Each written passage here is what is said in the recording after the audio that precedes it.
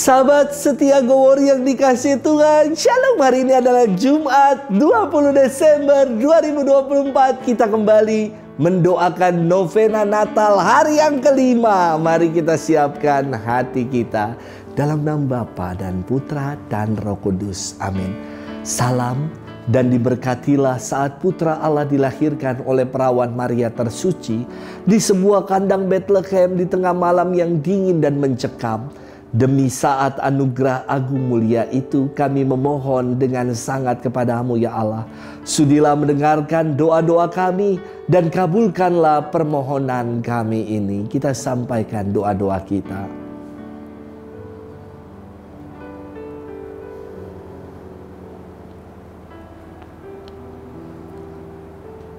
Kami mohon dengan perantaraan Yesus Kristus dan bundanya yang tersuci. Amin. Dalam nama Bapa, Putra, Roh Kudus. Amin. Hari ini kita akan bersama-sama merenungkan firman Tuhan yang diambil dari Injil Lukas 1 ayat 26 sampai dengan 38. Kita siapkan hati kita. Haleluya, haleluya, haleluya. Oh Tuhan, kunci kerajaan Allah, datanglah dan bebaskanlah umatmu dari perbudakan. Haleluya, haleluya, haleluya. Tuhan bersamamu dan bersama rohmu. Inilah Injil suci menurut Lukas. Dimuliakanlah Tuhan.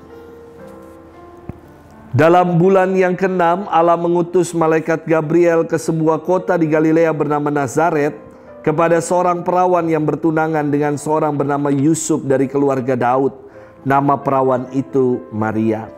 Ketika masuk ke rumah Maria, malaikat itu berkata, "Salam, hai engkau yang dikaruniai, Tuhan menyertai engkau." Maria terkejut mendengar perkataan itu lalu bertanya di dalam hati, "Apakah arti salam itu?" Kata malaikat itu kepadanya, "Jangan takut hai Maria, sebab engkau beroleh kasih karunia di hadapan Allah. Sesungguhnya engkau akan mengandung dan melahirkan seorang anak laki-laki, dan hendaklah engkau menamai dia Yesus. Ia akan menjadi besar dan disebut anak Allah yang Maha Tinggi, dan Tuhan Allah akan mengaruniakan kepadanya tata Daud bapa leluhurnya. Ia akan menjadi raja atas kaum keturunan Yakub sampai selama-lamanya, dan kerajaannya tidak akan berkesudahan." Kata Maria kepada malaikat itu, "Bagaimana hal itu mungkin terjadi karena aku belum bersuami?" Jawab malaikat itu kepadanya, "Roh Kudus akan turun atasmu, dan kuasa Allah yang Maha Tinggi akan menaungi engkau. Sebab itu, anak yang akan kau lahirkan itu akan disebut kudus, anak Allah. Dan sesungguhnya Elisabet sanakmu itu, ia pun sedang mengandung seorang anak laki-laki pada hari tuanya, dan inilah bulan yang ke-6 bagi dia yang dikatakan mandul itu. Sebab bagi Allah tidak ada yang mustahil." Maka kata Maria, "Sesungguhnya aku ini hamba Tuhan, terjadilah padaku menurut perkataanmu itu." Lalu malaikat itu pergi meninggalkan Maria. Demikianlah sabda Tuhan. Terpujilah Kristus. Sahabat setia Gowori yang dikasihi Tuhan, Shalom.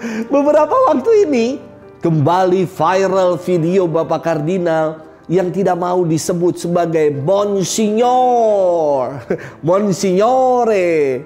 Beliau menjelaskan bahwa ia lebih senang dipanggil atau disebut sebagai Romo atau Bapak Uskup. Uskup itu artinya penilik atau pelayan gereja. Sedangkan Monsignor adalah gelar kehormatan yang artinya adalah Tuan yang terhormat, Signore, Tuan ya. Maka beliau tidak nyaman dan risih ketika juga disebut sebagai yang mulia Bapak Uskup. Tidak perlu pakai yang mulia katanya, atau Monsignor. Cukup sapa saya dengan sebutan Romo atau Bapak Uskup saja. Luar biasa, teladan kerendahan hati yang istimewa. Sahabat setia Gowori yang dikasihi Tuhan, dalam firman Tuhan hari ini, malaikat Gabriel datang kepada Bunda Maria dan berkata, "Salam, hai engkau yang dikaruniai, Tuhan menyertai engkau." Malaikat Gabriel memberitakan bahwa Maria akan mengandung dari Roh Kudus dan akan melahirkan seorang anak laki-laki yang akan menjadi juru selamat dunia. Karena heran akan kabar gembira ini, Bunda Maria berkata, bagaimana hal itu mungkin terjadi? Kan aku ini belum bersuami. Istimewa. Bunda Maria melontarkan pertanyaan atas herannya kabar yang ia terima bahwa ia akan mengandung Sang Immanuel. Namun ketika malaikat itu menjelaskan bahwa tiada yang mustahil bagi Allah, engkau akan mengandung dari Roh Kudus, Bunda Maria menanggapi pernyataan berita itu dengan sebuah sikap, aku ini hamba Tuhan, jadilah padaku menurut kehendak-Mu Tuhan. Sahabat setia Gor yang dikasihi Tuhan, sikap yang istimewa dari Bunda Maria, kerendahan hatinya yang mau senantiasa menjadi pelaksana kehendak Allah. Pertanyaan untuk kita renungkan, apakah dalam hidup ini kita telah menjadi pribadi-pribadi yang rendah hati?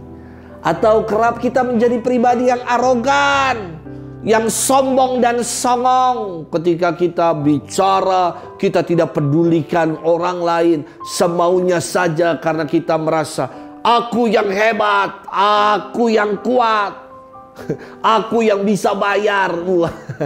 Kerendahan hati diperlukan di zaman ini. Hanya orang-orang yang rendah hati, saya kira, orang-orang yang mampu untuk melakukan kehendak Allah. Sementara orang-orang yang mahal hati sukar sekali, saya kira, untuk menjadi pelaku-pelaku dan pelaksana kehendak Tuhan dalam hidup. Maukah kita menjadi pribadi yang rendah hati, yang mau melaksanakan kehendak Allah? Selamat bermenung. Tuhan memberkati kita selalu, Bapa dan Putra dan Roh Kudus. Amin.